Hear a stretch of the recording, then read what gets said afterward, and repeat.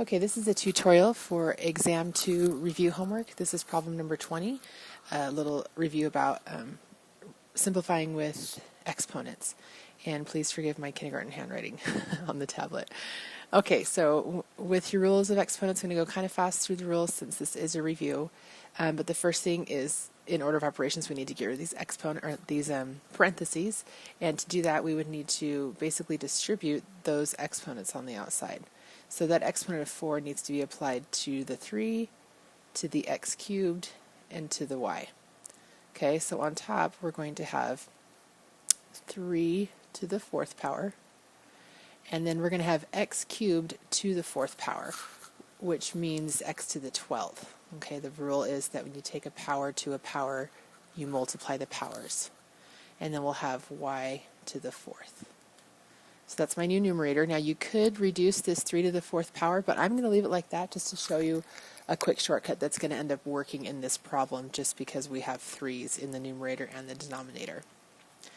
Okay, in the denominator, when I go ahead and take that exponent of 3 and apply it to the 3, apply it to the x, and apply it to the x squared, excuse me, we will have 3 to the 3rd power, x to the 3rd power.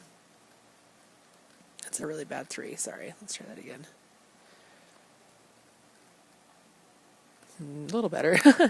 And then y squared to the 3rd power. Again, when I have a power and I raise it to a power, the rule is to multiply those exponents. So we'll have y to the 6th power.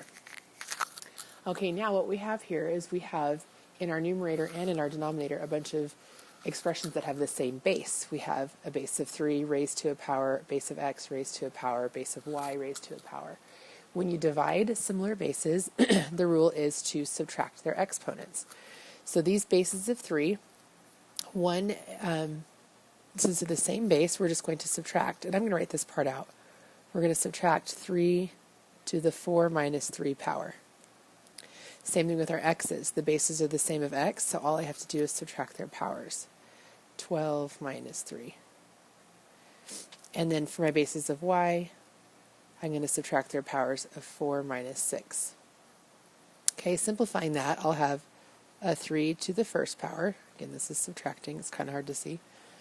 We'll have an x to the 9th power, and then I'll have a y to the negative 2 power, which is one of your choices here.